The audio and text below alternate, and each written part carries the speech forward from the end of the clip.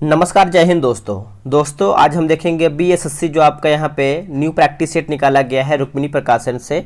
और ये आपका नया प्रैक्टिस सेट है, मार्केट में लॉन्च किया गया है, वॉल्यूम 1 है। दोस्तों बीएसएससी का हमारा इस बार बहुत बम्पर भर्ती है और इस बार हमको एक सीट लेना है, ठीक है।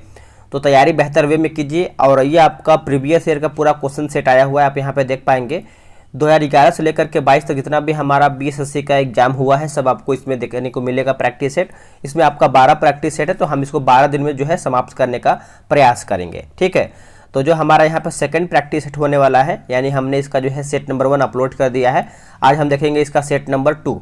यह आपका दोस्तों बीएसएससी प्रथम स्नातक स्तरीय मुख्य परीक्षा का जो 2013 में एग्जाम हुआ था, आज हम इसी का जो है पेपर देखने वाले हैं। चलिए वीडियो को शुरू करते हैं। तो ये रहा हमारा पहला प्रश्न, क्या है चलिए देखते हैं। देखिए पहला हमारा प्रश्न बोला है कि नगर कोझिकोड कहलाता था क्या।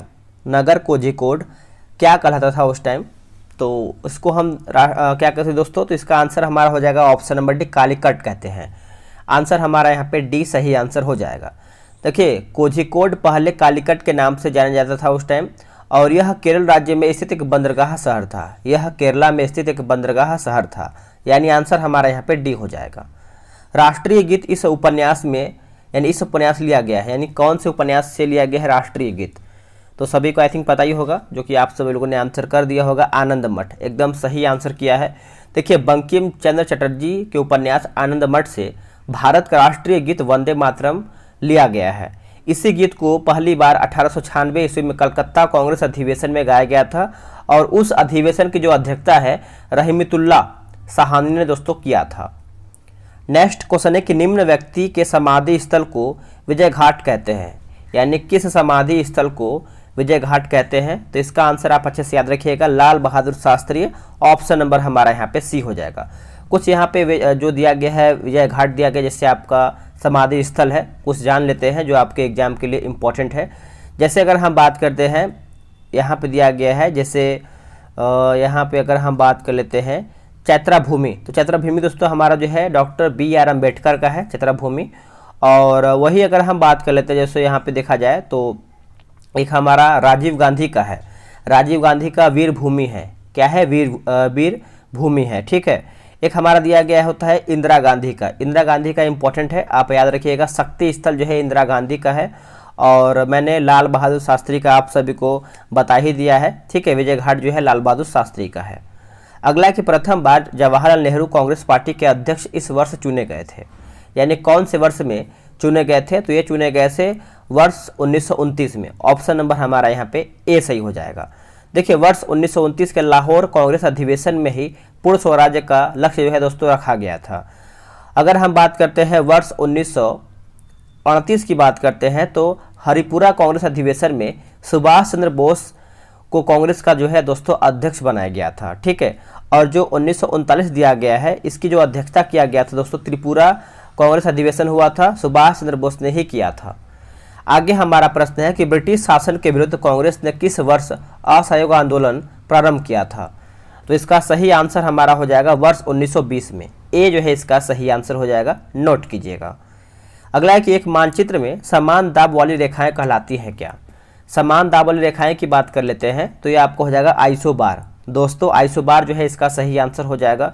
कुछ इंपॉर्टेंट आपके लिए जानना चाहिए, जैसे अगर हम बात करते हैं आइसोनिक की बात कर लेते हैं, तो ये आपका हो जाएगा हिमपात हो जाएगा। और आइसोनेप की बात करते हैं समान मेघाच्छादना हो जाएगा। कंटूर लाइन की बात करते हैं समान ऊंचाई। आइसोहाइट की बात करते हैं समान वर्षा। इसको आप अच्छे से याद रखिएगा। मैकमोहन रेखा भारत तथा इस देश के बीच जो है सीमा रेखा है, यानी किस देश के बीच की सीमा रेखा है। तो ये आपको हो जाएगा चीन। ऑप्शन नंबर डी सही आंसर हो जाएगा, ठीक है। आप इसको अच्छे से याद रखिएगा। वही अगर हम भारत और पाकिस्तान की बात करते हैं, तो रेड क्लिप रेखा हो जाएगा भारत और पाकिस्तान। एक हमारा है दोस्तों भारत पाकिस्तान जो है, जिससे 24वीं समांतर रेखा हो जाएगा, ठीक है। और कुछ भी हम देख लेते हैं, जैसे एक हमारा आता है डुरंड रेखा, पाकिस्तान अफगानिस्तान हो जाएगा। एक हमारा आता है मैनरहिम रेखा, फिनलैंड और रूस हो जाएगा।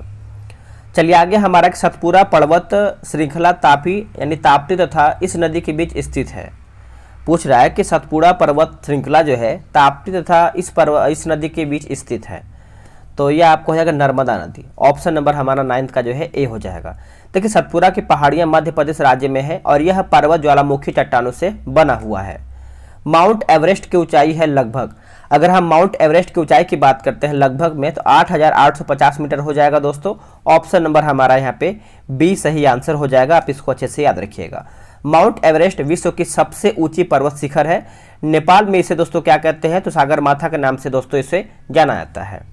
अगला कि तलचर कोयले की खाने कहाँ पे हैं, कहाँ पर है दोस्तों, तो ये आपको देखने को मिलता है ओडिशा राज्य में। ऑप्शन नंबर हमारा यहाँ पे सी सही आंसर हो जाएगा। ठीक है, नोट कीजिएगा, भूलिएगा नहीं।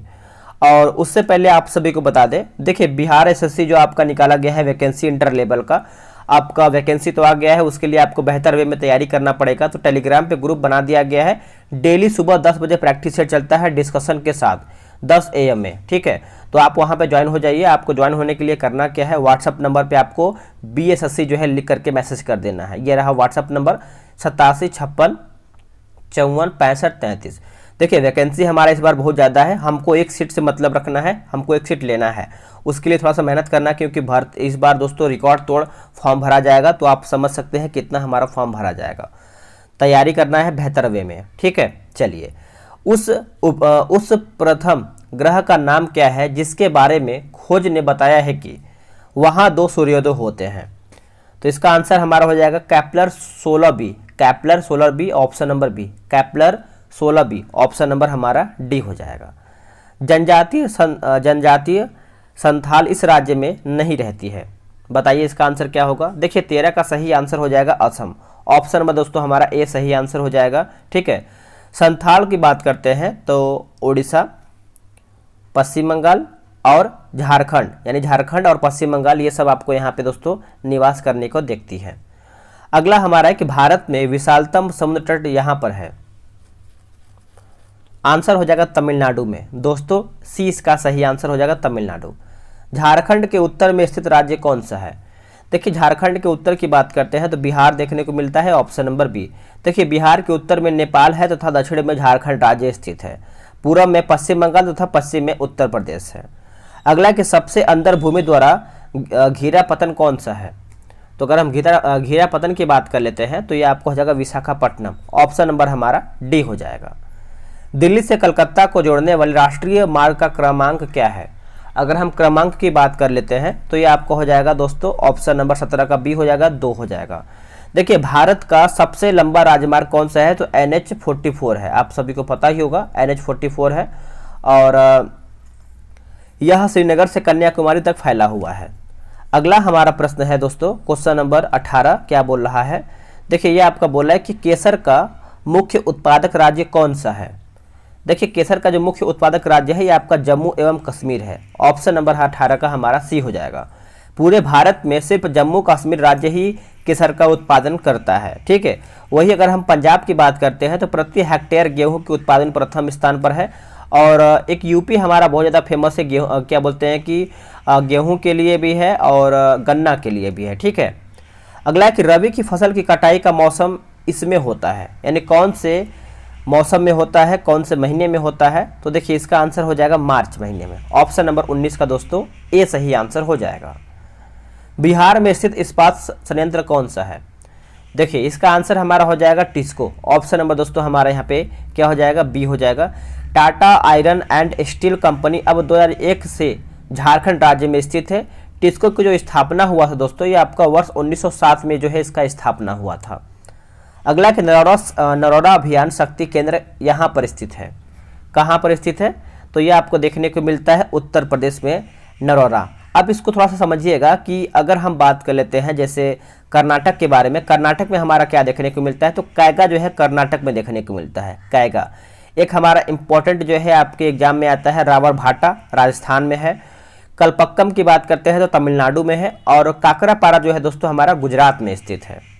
थोड़ा बहुत बाहर की आवाज़ आ रही होगी तो आप इसको इग्नोर कीजिएगा। ठीक है, किस कोयले में कार्बन की मात्रा अधिकतम होती है, देखिए कार्बन की मात्रा की बात करते हैं तो एंथ्रासाइट कोयला जो है सबसे अधिक इसी में देखने को मिलता है। Option number D. सबसे उत्तम कोटि का कोयला जो है आपका एंथ्रासाइट होता है, इसमें कार्बन की मात्रा करीबन 94 से लेकर के 98% दोस्तों इसमें देखने को मिलता है एंथ्रासाइट में। नदियों द्वारा मिट्टी का जमाव कहलाता है क्या, देखिए, नदियों के द्वारा जो मिट्टी का जमाव होता है उसको हम कहते हैं एलुवियल कहते हैं। क्या कहते हैं? एलुवियल। ऑप्शन नंबर हमारा ए। एलुवियल उस मृदा को कहते हैं जो बहते हुए जल द्वारा बहाकर लाया जाता है तथा कहीं अन्यत्र जमा किया जाता है, मतलब कहीं भी जमा हो जाता है मिट्टी इसका। अगला है कि चीन की संसद कहलाती है क्या? देखिए, चीन की संसद की बात करते हैं तो नेशनल पीपुल्स कांग्रेस हो जाएगा दोस्तों। ऑप्शन नंबर हमारा यहाँ पे ए करेक्ट आंसर हो जाएगा। वही अगर हम ओनली कांग्रेस की बात करते हैं तो ये आपका हो जाएगा यूएसए का। कहाँ का है? यूएसए का। ठीक है, तो आप इसको अच्छे से याद रखिएगा, भूलिएगा नहीं। ठीक है, आगे हमारा जो क्वेश्चन दिया गया है जिससे डाइट जो है, डाइट याद रखिएगा, ये जापान का है। जवाहरलाल नेहरू इस समय तक प्रधानमंत्री थे, यानी कौन से समय तक प्रधानमंत्री थे? तो वर्ष 1964। ऑप्शन नंबर हमारा यहाँ पे बी सही आंसर हो जाएगा। देखिए, ये 1947 से लेकर के 1964 तक दोस्तों ये प्रधानमंत्री रहे थे। ठीक है, 1964 तक ये प्रधानमंत्री रहे थे। आगे हमारा है कि भारत में संघ शासित प्रदेशों की संख्या क्या है? तो इसका सही आंसर हमारा देखिए आंसर हो जाएगा ऑप्शन नंबर बी 7। उस टाइम 7 था दोस्तों, आप इसको अच्छे से याद रखिएगा, भूलिएगा नहीं। वर्तमान में कितना है? तो वर्तमान में दोस्तों 8 है, ये आप अच्छे से नोट कीजिएगा। अगला है कि भारत में प्रथम महिला मुख्यमंत्री थी। देखिए, भारत में जो प्रथम महिला मुख्यमंत्री थी आप सभी को पता ही होगा, सुचेता कृपलानी थी। ऑप्शन नंबर हमारा यहाँ पे बी हो जाएगा। और ये उत्तर प्रदेश की प्रथम महिला मुख्यमंत्री थी, ये पॉइंट आप अच्छे से नोट कीजिएगा। ठीक है, वही अगर हम दलित महिला की बात कर लेते हैं तो कौन थी? तो मायावती थी। मायावती थी दोस्तों। ऑप्शन नंबर हमारा यहाँ पे सी करेक्ट आंसर हो जाएगा। नेक्स्ट है कि इस व्यक्ति ने लोकसभा चुनाव में सबसे ज़्यादा वोट से जीतने का विश्व रिकॉर्ड जो है कायम किया है। किसने? तो विश्व रिकॉर्ड की बात कर लेते हैं तो रामविलास पासवान हो जाएंगे। ऑप्शन नंबर हमारे यहाँ पे ए सही आंसर हो जाएगा। रामविलास पासवान रेल मंत्री भी रह चुके हैं। अगला है कि किसे फ्रंटियर गांधी कहा जाता है था? अगर हम फ्रंटियर गांधी की बात करते हैं तो खान अब्दुल गफ्फार खान को दोस्तों फ्रंटियर गांधी के रूप में जानते हैं। ऑप्शन नंबर हमारा यहाँ पे बी हो जाएगा। ठीक है, तो आप इसको अच्छे से याद रखिएगा, भूलिएगा नहीं। एक हमारा आता है जैसे बहुत ज़्यादा इंपॉर्टेंट आता है पुरुषोत्तम दास टंडन, ये राजर्षि हो जाएंगे। और स्पैरो की बात करते हैं तो मेजर जनरल राजेंद्र सिंह। अगला हमारा कि इस वर्ष प्रथम व्यक्ति अंतरिक्ष में गया था, यानी पूछ रहा है कि कौन से वर्ष में अंतरिक्ष में गया था दोस्तों? तो इसका आंसर हो जाएगा वर्ष 1961 में। ऑप्शन नंबर हमारा यहाँ पे सी सही आंसर हो जाएगा। चलिए आगे आते हैं, क्वेश्चन नंबर 31 देखेंगे। बोला कि ओमेगा 3 इसका एक वर्ग है। देखिए, ओमेगा 3 की बात करते हैं तो याद रखिएगा वसीय अम्ल हो जाएगा दोस्तों, वसीय अम्ल। ऑप्शन नंबर हमारा 31 का ए हो जाएगा। यह अम्ल हृदय के लिए अच्छे प्रतिरोधक क्षमता को बढ़ाने वाले काम आते हैं। ठीक है, और आप याद रखिएगा दोस्तों। अगला है कि निम्न में से कौन परमाणु संरचना के सिद्धांतों से संबंधित नहीं था? तो नहीं था दोस्तों, तो ये आपको हो जाएगा क्यूरी। क्यूरी हो जाएगा ऑप्शन नंबर डी। और बात कर लेते हैं कि जैसे ए बी सी का संबंध की बात करते हैं, जैसे डाल्टन, रदरफोर्ड, बोहर, ये सब देखिए आपका एक तरीके से परमाणु संरचना के सिद्धांतों से संबंधित हैं। अगला हमारा प्रश्न क्या है? अगला हमारा है कि इस धातु की यौगिक कुछ शीशों तथा साबुन दोनों के घटक होते हैं। तो देखिए, इसका सही आंसर हमारा हो जाएगा ऑप्शन नंबर बी, पोटेशियम जो है इसका करेक्ट आंसर हो जाएगा। पोटेशियम नोट कीजिएगा। इस तत्व का परमाणु भार मानक के रूप में भी लिया जाता है। देखिए, मानक के रूप में दोस्तों हम लेते हैं तो इसका आंसर हमारा क्या हो जाएगा? कार्बन हो जाएगा। कार्बन, ऑप्शन नंबर ए। कार्बन का परमाणु संख्या की बात करते हैं तो 12 होता है। कितना होता है दोस्तों? 12 होता है। आप इसको अच्छे से नोट कीजिएगा। हाइड्रोजन के समस्थानिकों की संख्या क्या है? अगर हम समस्थानिक की संख्या की बात करते हैं तो ये आपका 3 हो जाएगा दोस्तों, 3। ऑप्शन नंबर हमारा 35 का बी हो जाएगा। परमाणु यानी हाइड्रोजन का परमाणु संख्या कितना होता है? तो 1 होता है, आप इसको भी नोट कीजिएगा। अगला है कि पिच ब्लेंड इसका एक अयस्क है। पिच ब्लेंड, तो ये दोस्तों आपको हो जाएगा यूरेनियम का। किसका है? यूरेनियम का है। ऑप्शन नंबर हमारा ए सही आंसर हो जाएगा।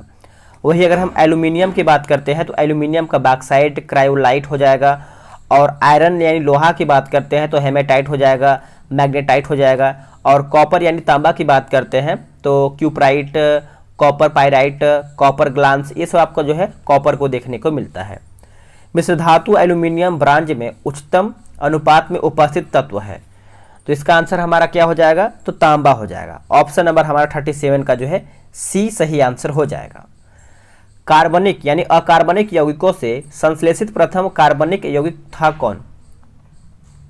सही आंसर हमारा हो जाएगा option number C, urea. Urea जो है इसका दोस्तों सही आंसर हो जाएगा। आप इसको अच्छे से नोट कीजिएगा।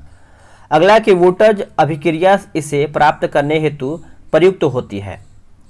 तो प्रयुक्त होती है बताइएगा। तो देखिए इसका सही आंसर हो जाएगा एल्केन। एल्केन जो है इसका राइट आंसर हो जाएगा। सिरके का पीएच मान लगभग होता है। देखिए जो पीएच मान होता है सिरके का ये 3 होता है। कितना होता है? 3। ऑप्शन नंबर हमारा यहाँ पे बी सही हो जाएगा। चलिए आगे हम देखेंगे। बोला कि ग्लिसरॉल में प्राथमिक एल्कोहलिक समूहों की संख्या क्या है। अगर हम एल्कोहलिक समूहों की संख्या की बात करते हैं तो ये आपका हो जाएगा 4।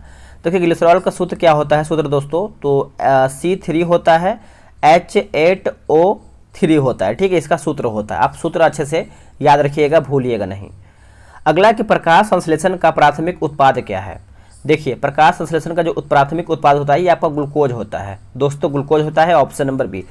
जितना भी आपको हम सेट में प्रश्न करवा रहे हैं सब आपको पूरा देखना है, क्योंकि यहीं से आप सीखेंगे कि आपका क्वेश्चन कैसे आता है, बिहार एसएससी कैसे पूछता है प्रश्न। ठीक है, तो आप इसको अच्छे से देख के जाइएगा।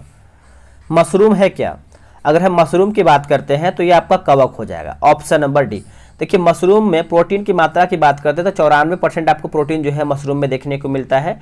कवक प्रायः सभी जगहों पर पाए जाते हैं। ठीक है, यह प्रकंद का एक उदाहरण है। प्रकंद का उदाहरण कौन सा है? तो देखिए प्रकंद का उदाहरण की बात करते हैं तो आपको जो अदरक देखने को मिलता है ये आपका प्रकंद का एक उदाहरण है। प्रमुख रूपांतरित तना की बात करते हैं तो हमारा हल्दी, अदरक, आलू कंद में आता है। और वही अगर हम बात करते हैं जैसे एक लहसुन जो होता है, लहसुन दोस्तों हमारा यहाँ पे बल्ब में आता है। ठीक है, यह सब आपको लिए जानना जरूरी है। सबसे जोर से बोल सकने वाला जंतु कौन सा है? सबसे जोर से, तो सबसे जोर से अगर हम देखें तो नीली व्हेल हो जाएगा दोस्तों। ऑप्शन नंबर हमारा यहाँ पे बी सही आंसर हो जाएगा। ठीक है, तो आप इसको अच्छे से याद रखेंगे। और वही नीली व्हेल की जो डेसिबल की बात करते हैं तो इसका आंसर हमारा कितना होना चाहिए? 188 डेसिबल हो जाएगा ऑप्शन के अकॉर्डिंग। अगला कि प्रकाश संश्लेषण तथा श्वसन का सामान्य उत्पाद क्या है? सामान्य उत्पाद हमारा हो जाएगा जल। Option number D. अगला कि यह अंतःस्रावी ग्रंथि का एक उदाहरण है कौन सा? तो यहाँ पे उदाहरण पूछ रहा है तो अंडाशय हो जाएगा दोस्तों। ऑप्शन नंबर हमारा यहाँ पे सी हो जाएगा। कौन सा अंग जो है पित्त का श्रावण करता है? देखिए पित्त का श्रावण की बात करते हैं तो यह यकृत करता है, यकृत। ऑप्शन नंबर ए। पित्त यकृत से निकलता है और पित्ताशय में जमा होता है। अगर हम पित्त का पीएच मान की बात करते हैं तो 7.7 होता है, 7.7 होता है, ये क्षारीय होता है। ठीक है, और पित्त पित्ताशय में एकत्र रहता है। चलिए अगला है, बोला कि रिकाम्बिनेंट यानी डीएनए टेक्नोलॉजी के विकास के पश्चात ही यह तकनीक संभव हुआ है। तो इसका आंसर हमारा हो जाएगा डीएनए अंगुली मुद्रण हो जाएगा दोस्तों। ऑप्शन नंबर जो है हमारा 49 का ए सही आंसर हो जाएगा। वही अगर हम बात करते हैं कि डीएनए फिंगरप्रिंटिंग संस्थान है कहाँ पर, तो ये आपको हैदराबाद में देखने को मिलता है। कहाँ पे? हैदराबाद में।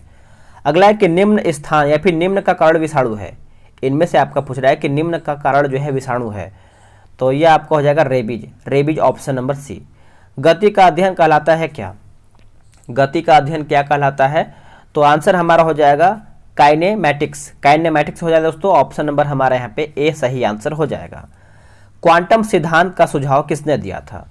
देखिए क्वांटम सिद्धांत का सुझाव की बात करते हैं तो प्लांक हो जाएगा दोस्तों। ऑप्शन नंबर सी। न्यूटन ने गति का नियम एवं गुरुत्वाकर्षण का नियम दे दिया था। ये भी आप अच्छे से याद रखिएगा। अगला है कि वह यंत्र जो अत्यधिक तापक्रम मापता है वह कहलाता है क्या? वह दोस्तों क्या कहलाता है? तो इसका देखिए सही आंसर हमारा हो जाएगा पायरोमीटर दोस्तों। पायरोमीटर ऑप्शन नंबर हमारा 53 का ए हो जाएगा। नोट कीजिएगा। लक्स की इकाई जो है, लक्स जो है किसकी इकाई है? लक्स की बात करते हैं तो ये प्रतिदीप्ति का है, प्रतिदीप्ति का है। ऑप्शन नंबर हमारा यहाँ पे डी सही आंसर हो जाएगा। अगर हम ताप की बात करते हैं तो केल्विन है, द्रव्यमान की बात करते हैं तो केजी है, और वही अगर हम बात कर लेते हैं बल का तो बल हमारा न्यूटन का हो जाएगा। यह एक अश्वशक्ति का समतुल्य है। अश्वशक्ति, तो इसका आंसर हमारा हो जाएगा 746 वाट। ऑप्शन नंबर हमारा यहाँ पे दोस्तों ए सही आंसर हो जाएगा। नेक्स्ट हमारा है कि यदि एक अवतल दर्पण में वस्तु एक प्रतिबिंब दोनों वक्रता केंद्र पर है तो प्रतिबिंब है। तो प्रतिबिंब है दोस्तों, तो इसका आंसर हमारा हो जाएगा वस्तु के समान आकार का। वस्तु के समान आकार का ऑप्शन नंबर हमारा 56 का जो है सी सही आंसर हो जाएगा।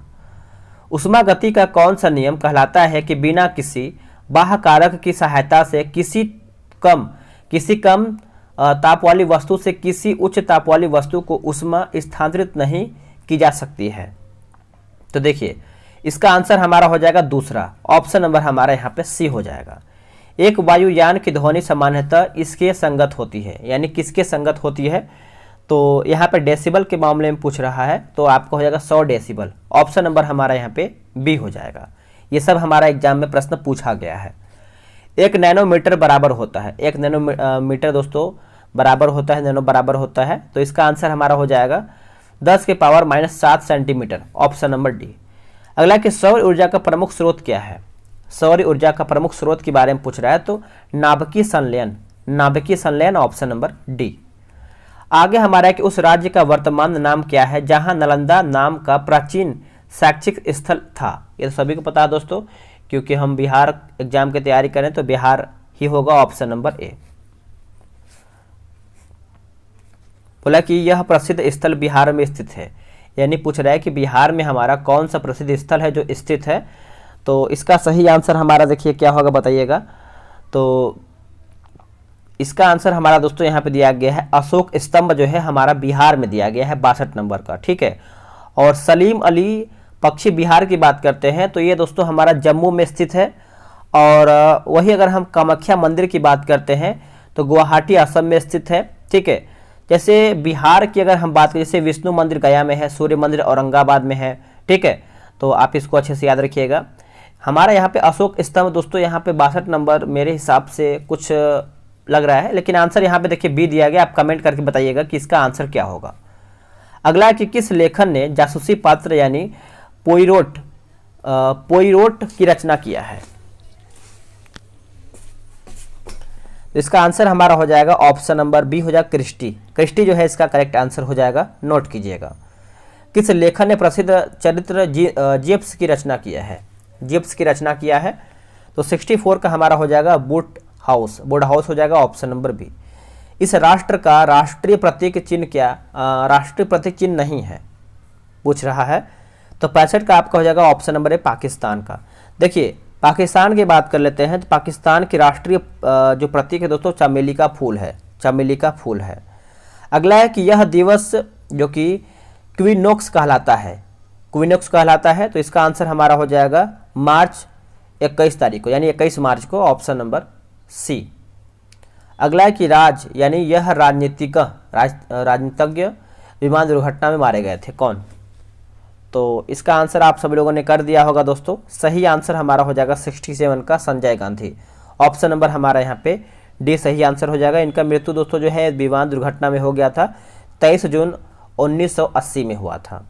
अगला है कि यह राजनीतिज्ञ कभी दूरसंचार विभाग का कार्यवाहक मंत्री नहीं रहा है, कौन। तो इसका आंसर हमारा हो जाएगा ऑप्शन नंबर सी हो जाएगा नारायण। ऑप्शन नंबर दोस्तों हमारा यहाँ पे सी सही उत्तर हो जाएगा। आगे हमारा क्वेश्चन है 69 नंबर, क्या बोल रहा है, बोला है कि पुलेला गोपीचंद इस खेल से संबंधित रहे हैं। पुलेला गोपीचंद, तो ये कौन से खेल से संबंध रहते हैं। तो इसका आंसर देखिए हमारा हो जाएगा बैडमिंटन से इनका संबंध रखता है, ऑप्शन नंबर हमारा यहाँ पे ए हो जाएगा। यह बुकर पुरस्कार विजेता रही है, कौन। बुकर पुरस्कार विजेता, तो ये आपका हो जाएगा अरुंधति राय, ऑप्शन नंबर हमारा यहाँ पे बी हो जाएगा। इन्हें भारत रत्न से सम्मानित किया जा चुका है, किसको। तो आप लोगों ने आंसर कर दिया होगा, 71 का आंसर हमारा क्या हो जाएगा दोस्तों। देखिए यहाँ पे कुछ, क्योंकि एग्जाम में प्रश्न पूछा गया कि प्रश्न पूछे जाने के समय तक केवल लता मंगेशकर को भारत रत्न से दोस्तों जो है सम्मानित किया गया था, ठीक है। तो आप इसको अच्छे से याद रखिएगा, भूलिएगा नहीं।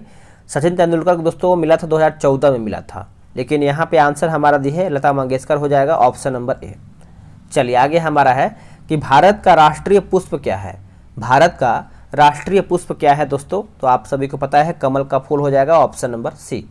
अब कमल के फूल का जो साइंटिफिक नाम क्या होता है आप कमेंट करके बताइएगा, देखिए कि आपको कितना याद है।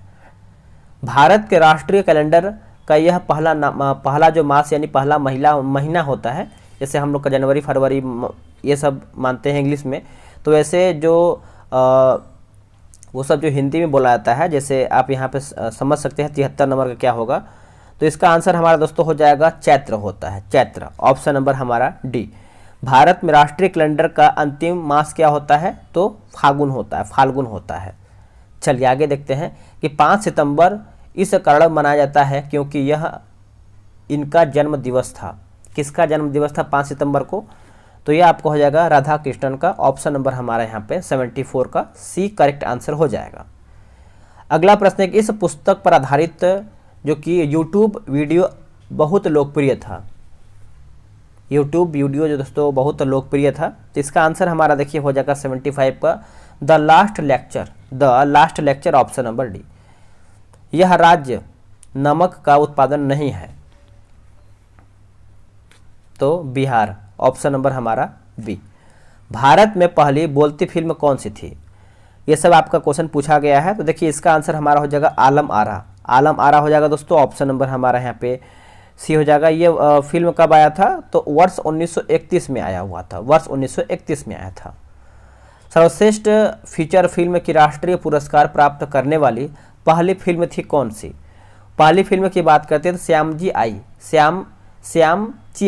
ची आई। Option number B. थोड़ा सा इसको जूम आउट कर दे ताकि आपको क्लियर दिख पाए, है ना। चलिए आगे हम देखेंगे। बोल रहा है दोस्तों कि बोला कि वाक्यांश जस्ट डू इट किस कंपनी से संबंधित है? तो ये आपका संबंध किससे रखता है बताइएगा? तो ये आपका हो जाएगा नाइक से। ऑप्शन नंबर डी हो जाएगा नाइक। अगला है कि एन सेड दर्द निवारकों की एक श्रृंखला में आई इसके लिए आता है, यानी आई का मतलब क्या है? तो ये आपका हो जाएगा इन्फ्लेमेंट्री हो जाएगा। इन्फ्लेमेंट्री। ऑप्शन नंबर सी। 2011 में किस नेता ने अनशन किया तथा इसे सद्भावना मिशन कहा? तो ये आपको हो जाएगा अन्ना हजारे। ऑप्शन नंबर हमारा यहाँ पे दोस्तों ए सही आंसर हो जाएगा। चलिए आगे हमारा है कि बोला कि नालंदा अंतर्राष्ट्रीय विश्वविद्यालय का पहला कुलपति किसे नियुक्त किया गया था? तो ये नियुक्त किया गया था एपीजे अब्दुल कलाम को। APJ Abdul Kalam. Option number ए। 2011 में किस भारतीय क्रिकेट के खिलाड़ी ने खेल के एक दिवसीय प्रारूप से दोस्तों जो है संन्यास ले लिया था? तो संन्यास की बात करते हैं तो Rahul Dravid. Option number C. USA में 2011 में किस अंतर्राष्ट्रीय संस्था के भूतपूर्व प्रमुख को बंदी बनाया गया है? तो बंदी बनाया गया है दोस्तों, तो ये आपका हो जाएगा IMF। ऑप्शन नंबर सी। किस यूरोपीय देश ने 2011 में अपनी प्रथम महिला प्रधानमंत्री चुनी है? आंसर हमारा हो जाएगा डेनमार्क का। ऑप्शन नंबर ए। EMI जो कर्ज के पुनर्भुगतान से संबंधित है, ई इसके लिए आता है, यानी ई का मतलब क्या है? तो देखिए ये आपका हो जाएगा 86 का इक्वेटेड हो जाएगा। इक्वेटेड। Option number B. भारत में श्वेत क्रांति के पिता कौन कहे जाते हैं भारत में? तो ये आपको हो जाएगा Kurien. Option number A Verghese Kurien. अमेरिकी विशेष सेना जिसने ओसामा बिन लादेन को मारा कहलाती है क्या? तो इसका आंसर हमारा क्या हो जाएगा 88 का दोस्तों। तो ये आपका हो जाएगा सील। ऑप्शन नंबर हमारा 88 का सी हो जाएगा। आगे किसने लास्ट सफर को चित्रित किया है? तो इसका आंसर हमारा हो जाएगा लियोनार्डो दा विंसी। पृथक पंचायती राज मंत्रालय का गठन कब हुआ था? तो यह आपका हुआ था 2004 में। Option number D. निम्न में से कौन अन्य तीनों को समाहित करता है? अन्य तीनों को समाहित करता है तो परितंत्र हो जाएगा। परितंत्र। आगे हमारा क्वेश्चन, इसके आगे दोस्तों हमारा मैथ्स का प्रश्न दिया गया है। ठीक है, इसमें क्या है कि इस बार जिससे जो एग्जाम हुआ था इसमें क्वेश्चन 15 अधिक पूछा गया था जीके जीएस का, तो इसीलिए बोला जाता है कि आप जीके जीएस पे फोकस कीजिए और मैथ्स रीजनिंग तो सभी बनाते ही हैं। ठीक है, तो वीडियो को ऐसा लगा है कमेंट कीजिएगा दोस्तों, और आप सब लोगों से रिक्वेस्ट करेंगे कि मैथ्स रीजनिंग बनाना है तो आप ग्रुप में ज्वाइन हो जाइए। वहाँ पे आप डिस्कशन के साथ जीके जीएस मैथ्स वगैरह बना सकते हैं, और ये आपका पीटी एग्जाम तक वैलिड होने वाला है ग्रुप। तो सभी लोग ज्वाइन हो रहे हैं, आप भी किसी से पीछे नहीं रहिए, क्योंकि सेट बनाएंगे तभी आपको पता चलेगा कि आपका कमियां कहाँ पे है, और उस कमी को सुधारेंगे तभी आपका स्कोर बढ़ेगा। चलिए आज के लिए इतना ही। जय हिंद।